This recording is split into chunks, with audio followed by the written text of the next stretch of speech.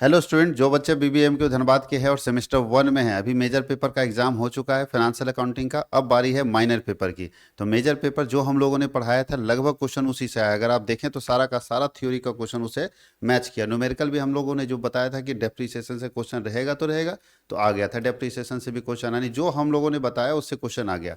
अब बारी है माइनर पेपर की। माइनर पेपर में भी आपको 100% मैच करेगा, क्योंकि हम लोगों ने जो माइनर पेपर का पूरा कंक्लूजन बनाया, ध्यान रखिएगा, माइनर पेपर का जो हम लोगों ने क्वेश्चन बनाया वो यूनिट बाय यूनिट बनाए हुए हैं। सारा का सारा क्वेश्चन आपको एकदम सेम टू सेम पूछेगा।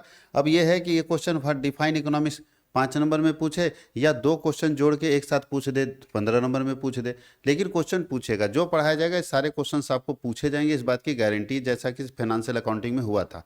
बहुत सारे बच्चे ऐसे हैं जो ढूंढ रहे हैं कि सर बाकी पेपर का पीडीएफ कहाँ पे मिलेगा।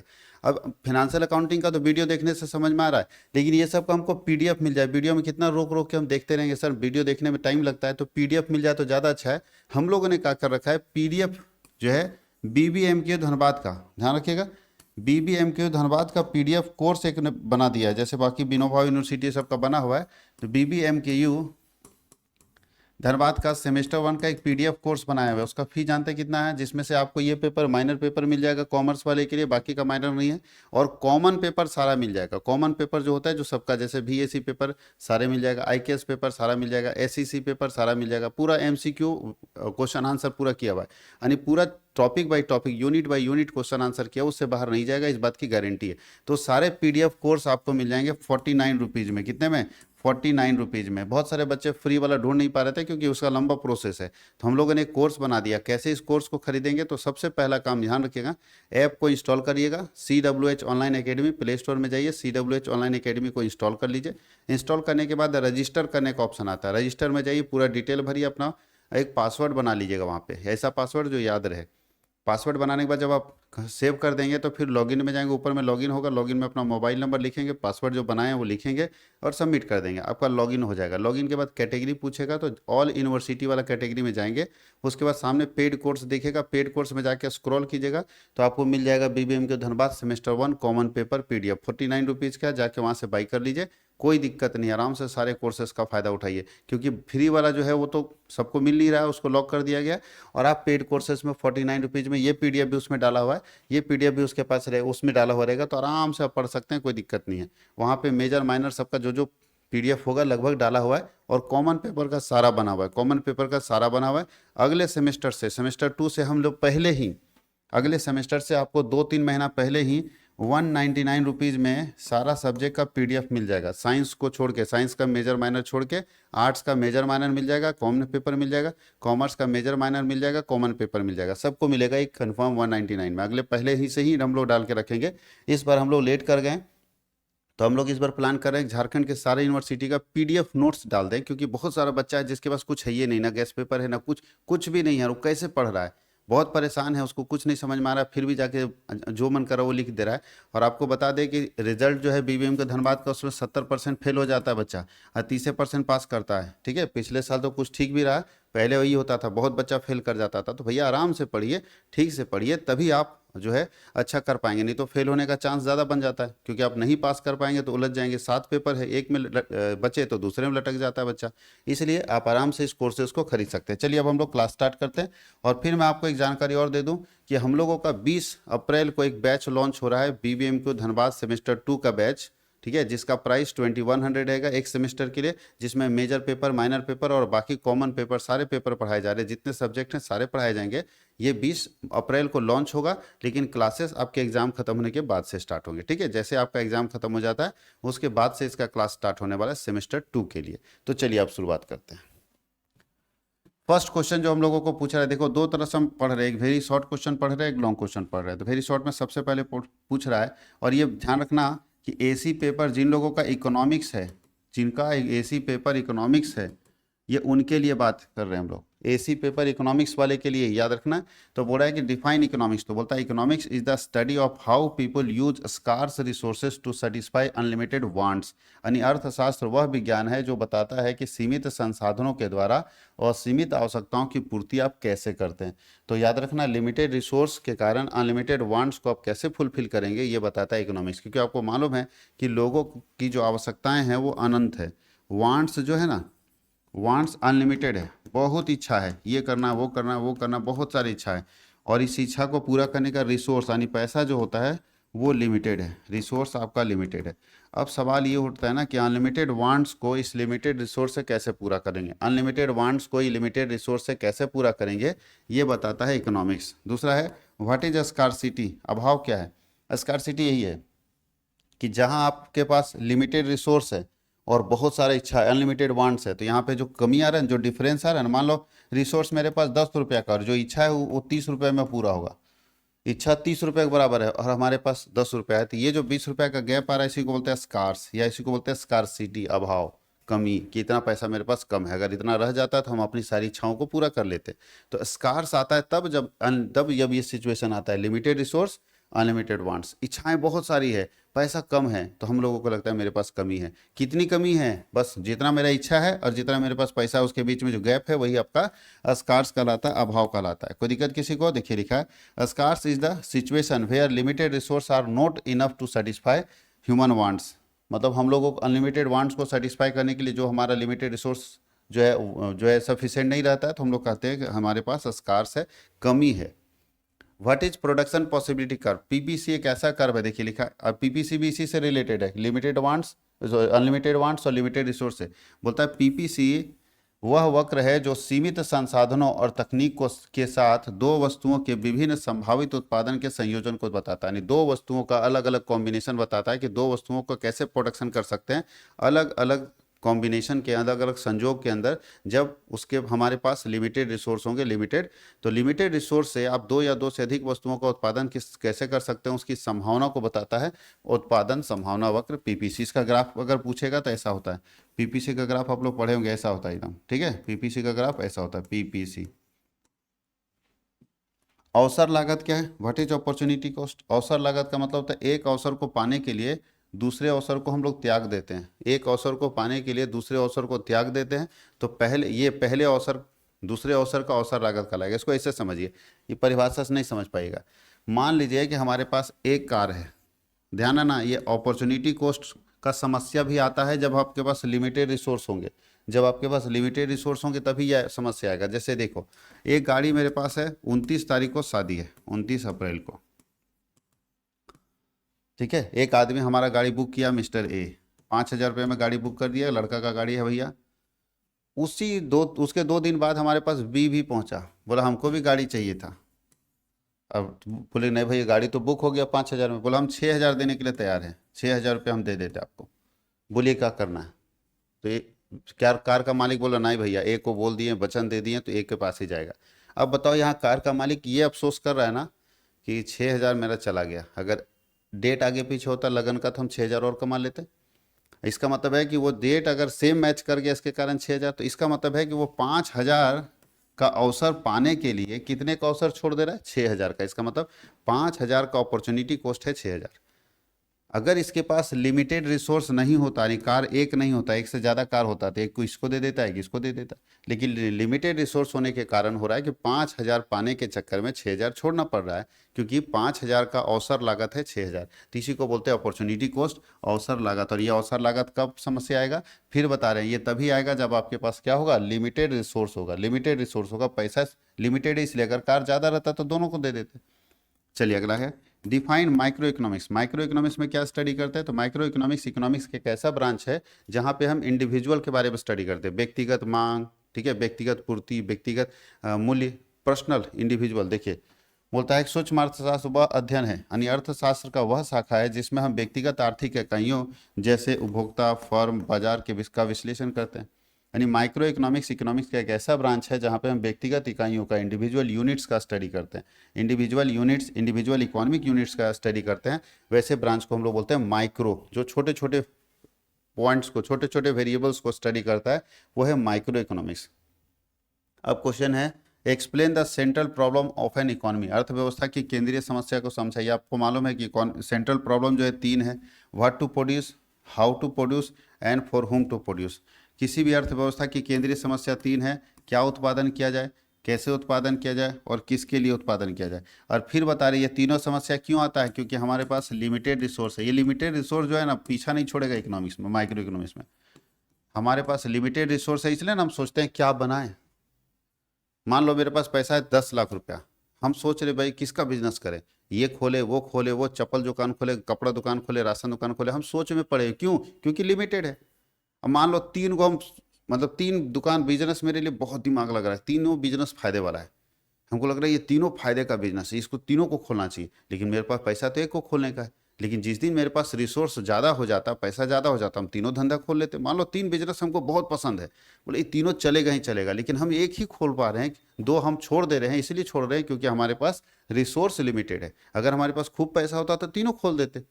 तो याद रखना कि हम लोग ये सोचते हैं what to produce, how to produce, for whom to produce, ये इसलिए सोचते हैं कि हमारे पास रिसोर्स क्या है, लिमिटेड है। लिमिटेड रिसोर्स होने के कारण हम ये सोच में पड़ जाते हैं कि क्या उत्पादन किया जाए, किसके लिए उत्पादन किया जाए और कैसे उत्पादन किया जाए। और जहाँ जहाँ ये समस्या क्या कब कैसे आया है, वहाँ पे आपके पास एक चीज़ आता है जिसको बोलते हैं problem of choice. Problem of choice, चुनने की समस्या आ जाएगी। जैसे आपके पास कम पैसा और अब मार्केट गए, दो को शर्ट बड़ा पसंद आ रहा है, एक शर्ट ए और शर्ट बी, और दोनों 3-3 हज़ार का, लेकिन अपने पास 3 हज़ार है, क्या करोगे? दोनों कपड़ा बहुत पसंद आ रहा है और दोनों का दाम 3-3 हज़ार है, 6 हज़ार चाहिए, और आपके पास केवल 3 हज़ार है, क्या करोगे आप?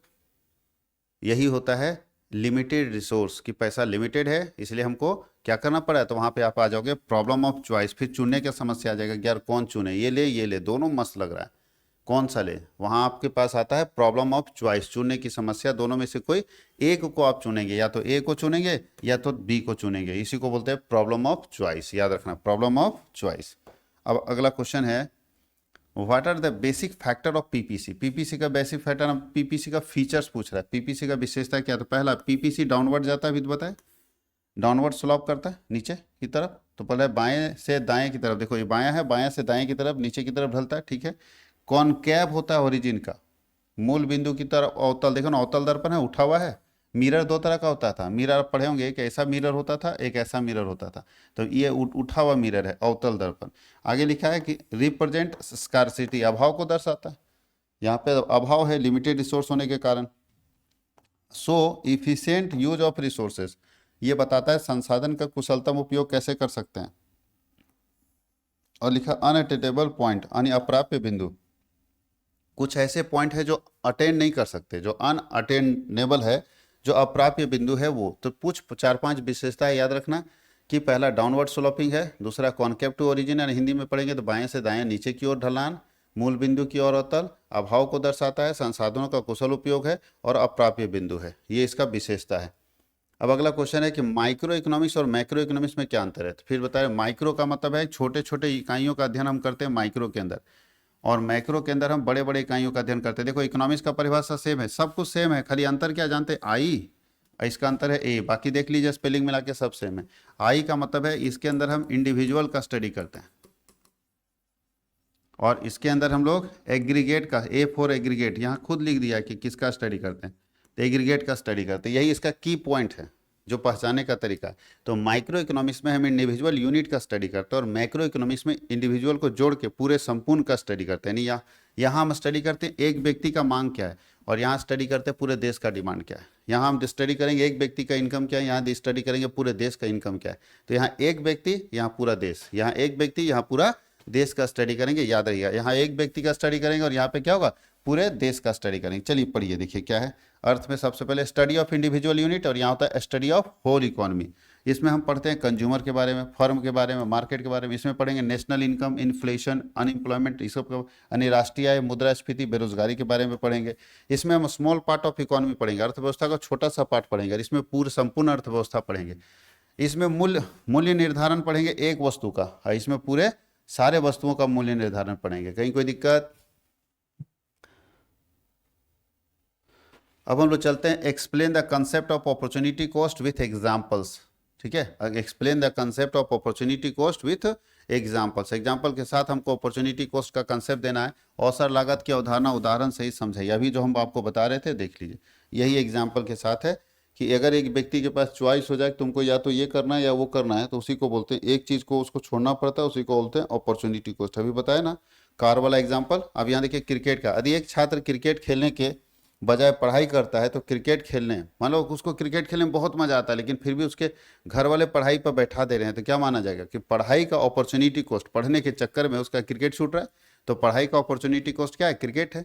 वही है कि एक चीज़ आपको पसंद है, उसके चक्कर में दूसरा चीज़ जो छोड़ रहे हैं उसी को बोलते हैं अपॉर्चुनिटी कॉस्ट। एक अवसर को पाने के लिए आप दूसरे अवसर को त्याग कर देते हैं, इसी को हम लोग क्या बोलते हैं? अपॉर्चुनिटी कॉस्ट बोलते हैं, अवसर लागत बोलते हैं। अब बोला अर्थव्यवस्था की केंद्रीय समस्या जो है, तीन समस्या था ना, क्या उत्पादन करे, कैसे करे, किसके लिए करे, उनका समाधान कैसे होगा, सोल्यूशन कैसे होगा। तो याद रखिएगा, अर्थव्यवस्था की केंद्रीय समस्या का समाधान जो है, अर्थव्यवस्था की केंद्रीय समस्या का समाधान जो है वो अलग अलग अर्थव्यवस्था में अलग अलग तरीके से। तो चलिए ध्यान देते हैं। तीन तरह की अर्थव्यवस्था है। सबसे पहले व्हाट टू प्रोड्यूस, दूसरा है इसका देखिए व्हाट टू प्रोड्यूस का प्रॉब्लम लिखा है, क्या उत्पादन करे और कितनी मात्रा में उत्पादन करे। सबसे पहला प्रॉब्लम कि क्या उत्पादन करे और कितनी मात्रा में उत्पादन करे, पहला प्रॉब्लम है। इसको सॉल्व किया जा सकता है एक ही तरीके से, उसको बोलते हैं, अब देखना है कि कौन सा इकोनॉमी। तो देख लीजिए इकोनॉमी का बोलता है कि प्राइस मैकेनिज्म से, डिमांड और सप्लाई से हम सॉल्व कर सकते हैं। अगर मार्केट इकोनॉमी है, मार्केट इकोनॉमी है तो डिमांड एंड सप्लाई से सॉल्व करते हैं, और अगर प्लान्ड इकोनॉमी है तो वहाँ पे हम गवर्नमेंट के थ्रू प्लान बना के सॉल्व करते हैं। इसका मतलब क्या होता है भैया, मार्केट इकोनॉमी और प्लान इकोनॉमी। तो याद रखिएगा इकोनॉमी की बात करते हैं। इकोनॉमी क्या है? अर्थव्यवस्था, इकोनॉमी।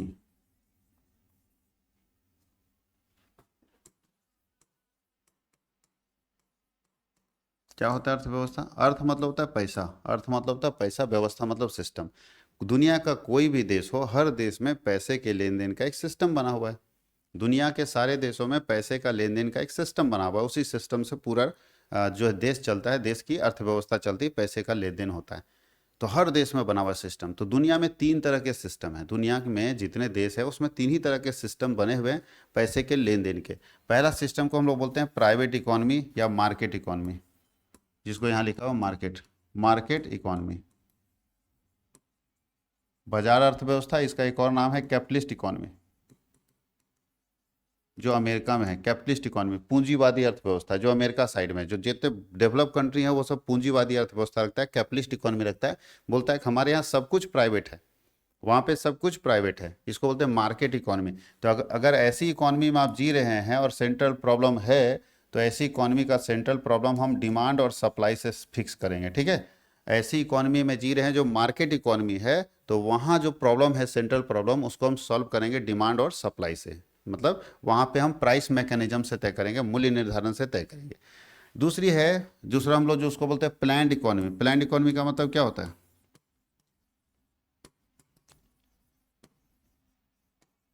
इसको सोशलिस्ट इकोनॉमी बोलते हैं, समाजवादी अर्थव्यवस्था। इसको समाजवादी अर्थव्यवस्था बोलते हैं। यहाँ पर सब कुछ सरकारी, यहाँ पे सब प्राइवेट ना होता है, यहाँ पे सब प्राइवेट है, यहाँ सब सरकारी होगा, कुछ भी प्राइवेट नहीं होगा। इसमें आपको चीन में पहले देखने को मिलता था, रूस में नहीं मिलता था, नॉर्थ कोरिया में मिलता था, यानी कुछ कुछ देश है जहाँ पे प्लान्ड इकोनॉमी, सब सरकारी व्यवस्था है, वहाँ पे प्राइवेट नाम का कोई चीज़ है ही नहीं। अब बताइए इस इकोनॉमी में क्या होगा, सब सरकारी है, तो इसमें कैसे सॉल्व करेंगे? तो इसमें जो प्रॉब्लम है, जब सब सरकारी है तो सॉल्व भी कौन करेगा? सरकार करेगी। गवर्नमेंट अपना स्कीम बना के यहाँ पे सेंट्रल प्रॉब्लम को सॉल्व करेगी, ठीक है। और हमारे देश में, भारत में कौन सा सिस्टम है? तो भारत में मिक्स सिस्टम है, दोनों जुड़ा हुआ है। भारत में मिक्स्ड वाला है, दोनों जुड़ा हुआ है। हमारे यहाँ सरकारी भी है, प्राइवेट भी। देख लीजिए भारत में हॉस्पिटल सरकारी भी मिलेगा, प्राइवेट भी मिलेगा।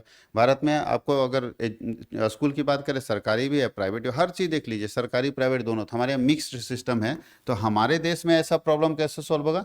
तो दोनों मिलके सॉल्व करेगा, यानी सरकार और डिमांड और सप्लाई दोनों मिलके हम सॉल्व करेंगे। तो हमारे यहाँ मिक्स है, खिचड़ी बना हुआ, याद रखिएगा। और ये सब जगह पे प्रॉब्लम यही सॉल्व होगा, चाहे क्या उत्पादन करे, चाहे कैसे उत्पादन करे, चाहे किसके लिए उत्पादन करे, सबका सॉल्यूशन एक ही है, यही याद रखना। तीनों प्रॉब्लम, क्या उत्पादन करे, कैसे उत्पादन करे, किसके लिए उत्पादन करे, तीन इकोनॉमिक प्रॉब्लम है, तीन आर्थिक समस्या है, तीन दुनिया में आर्थिक समस्या है, तीनों का सॉल्यूशन यही है बस, कि अगर आप इस इकोनॉमी में हैं तो तीनों प्रॉब्लम, क्या उत्पादन करे, कैसे उत्पादन करे, किसके लिए उत्पादन करे, उसका सॉल्यूशन डिमांड सप्लाई है। अगर इस तरह की अर्थव्यवस्था में आप हैं तो तीनों प्रॉब्लम का सॉल्यूशन गवर्नमेंट करेगी, और इस तरह की अर्थव्यवस्था में है तो यहाँ पे गवर्नमेंट और मार्केट दोनों मिलके तय करेगा कि इस प्रॉब्लम का सॉल्यूशन निकालेगा। तो तीनों तरह की अर्थव्यवस्थाएं में इस तरह की समस्या का समाधान यही है। चलिए तीनों का सॉल्यूशन बता दिए, व्हाट टू प्रोड्यूस का भी सॉल्यूशन बता दिए। अगला है explain the nature and scope of economics, अर्थशास्त्र की प्रकृति और क्षेत्र बताइए, समझाइए। बोलता है कि economics is the study of how people use limited resources to satisfy unlimited wants, कैसे लोग हम अपने लिमिटेड रिसोर्स को यूज करते हैं। तो सबसे पहले बोल रहा है कि एक्सप्लेन द नेचर, तो बोलता है कि इकोनॉमिक्स का मतलब क्या है। इकोनॉमिक्स का मतलब अभी बताएं कि इकोनॉमिक्स का मतलब है कि कैसे लोग अपने लिमिटेड रिसोर्सेज को अनलिमिटेड वांट्स को फुलफिल करने में यूज करते हैं। जो उसके पास लिमिटेड रिसोर्सेज, सीमित संसाधन है, वो सीमित संसाधन से अपनी अनंत आवश्यकताओं की पूर्ति वो कैसे करते हैं, यही तो बताता है इकोनॉमिक्स। इकोनॉमिक्स बताता है, फिर से रिपीट करें, economics is the study of how people use limited resources to satisfy unlimited wants and it deals with human behaviour related to economic activity. ये ह्यूमन बिहेवियर जो इकोनॉमिक एक्टिविटी से related है उसको ये डील करता है। Nature क्या है इकोनॉमिक्स का, तो भैया नेचर इकोनॉमिक्स का साइंस है। Economics is a science as well as art भी है। साइंस इसलिए क्योंकि साइंस का मतलब होता है systematic knowledge of any subject, तो भैया इकोनॉमिक्स में भी सिस्टमैटिक पढ़ना पड़ेगा। आर्ट का मतलब है हर व्यक्ति इकोनॉमिक एक्टिविटी नहीं कर सकता, जैसे पेंटिंग एक कला है ना, वैसे इकोनॉमिक्स एक कला है। दूसरा, इकोनॉमिक्स को सोशल साइंस बोला जाता है क्योंकि ये समाज से रिलेटेड है। इकोनॉमिक्स को में पॉजिटिव और नॉर्मेटिव साइंस होता है। पॉजिटिव का मतलब है कुछ लोग ऐसे हैं जो सकारात्मक होते हैं, पॉजिटिव क्या है ये बताते हैं, और कुछ लोग मानक तय करते हैं क्या होना चाहिए। तो जो लोग ये बताते हैं कि क्या है, जैसे भारत में जनसंख्या बढ़ रही है, क्या है, बढ़ रही है जनसंख्या, ये बता रहे हैं पॉजिटिव इकोनॉमिक्स वाले लोग। और नॉर्मेटिव इकोनॉमिक्स वाले लोग बोलते हैं कि भारत में जनसंख्या कम होनी चाहिए। तो फिर से ध्यान रखना, भारत में जनसंख्या बढ़ रही है, खाली प्रॉब्लम बता के छोड़ दिया तो पॉजिटिव इकोनॉमिक्स वाले हैं। और अगर बताया कि क्या होना चाहिए, तो भारत में जनसंख्या कम होना चाहिए, यानी सॉल्यूशन बता रहा है, तो नॉर्मेटिव इकोनॉमिक्स। तो नॉर्मेटिव इकोनॉमिक्स वाले लोग मानक तय करते हैं, यानी समाधान बताते हैं, और पॉजिटिव इकोनॉमिक्स वाले लोग जो है वो प्रॉब्लम को बताते हैं। तो प्रॉब्लम बताने वाला पॉजिटिव, देखिए ना लिखा है डिस्क्राइब व्हाट इज, क्या है, बस भारत में बेरोजगारी बहुत है। भाई तुम क्या बता दियो, ठीक है, किसको नहीं मालूम भारत में बेरोजगारी बहुत है। अब तुम बता रहा भारत में बेरोजगारी बहुत है, मतलब पॉजिटिव इकोनॉमिक्स। भारत में बेरोजगारी को कम किया जाना चाहिए, ये नॉर्मेटिव इकोनॉमिक्स। तो जो सॉल्यूशन बता रहा है नॉर्मेटिव, और जो प्रॉब्लम बता रहा है वो पॉजिटिव है। आगे है डायनेमिक इन नेचर। इकोनॉमिक्स जो है बहुत डायनेमिक होता है। डायनेमिक मतलब गतिशील, समय समय पर बदलता रहता है, एक जैसा नहीं था। इकोनॉमिक्स फिक्स नहीं रहता। इकोनॉमिक एक्टिविटी माने पूरे बाजार की व्यवस्थाएं वो बदलती रहती है, इसलिए इसको बोलते हैं डायनेमिक नेचर होता है इकोनॉमिक्स का। समय के हिसाब से बदलते रहने वाला होता है इकोनॉमिक्स। अब बात करें स्कोप ऑफ इकोनॉमिक्स, तो इकोनॉमिक्स के स्कोप में हम दो इकोनॉमिक्स के ब्रांचेस को पढ़ते हैं। इकोनॉमिक्स को स्टडी पॉइंट ऑफ व्यू से दो पार्ट में बांटा गया है। किसने बांटा है? प्रोफेसर रैगनर फ्रिस ने इकोनॉमिक्स को पढ़ने के ख्याल से दो पार्ट में बांटा है। पहला पार्ट है माइक्रो और दूसरा पार्ट है मैक्रो। पहला माइक्रो, दूसरा मैक्रो। माइक्रो के अंदर हम इंडिविजुअल यूनिट का स्टडी करते हैं और मैक्रो के अंदर हम एग्रीगेट का स्टडी करते हैं।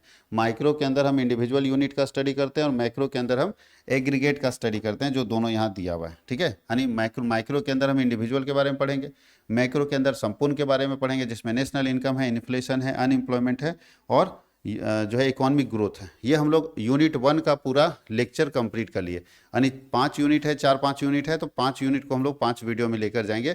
ये यूनिट 1 का पूरा लेक्चर कंप्लीट हो गया। अब हम लोगों का यूनिट 2 आ गया, यानी यूनिट 2 में अब हम लोगों को पढ़ना है। तो यूनिट 1 का फर्स्ट लेक्चर कैसा लगा आप लोगों को, जरूर कमेंट में लिखिए। आपका कमेंट हमारे लिए गुरु दक्षिणा है, मोटिवेशन है। आप जरूर कमेंट कीजिएगा कि आपको ये क्लास करने के बाद कैसा लगा और आगे क्या चाहिए, वो जरूर आप हमें बताएंगे कमेंट सेक्शन में। और जैसा आप लोगों को अच्छा लगेगा उस हिसाब से हम लोग फिर से वीडियोस बनाएंगे और आप तक पहुंचाएंगे। बहुत बहुत धन्यवाद।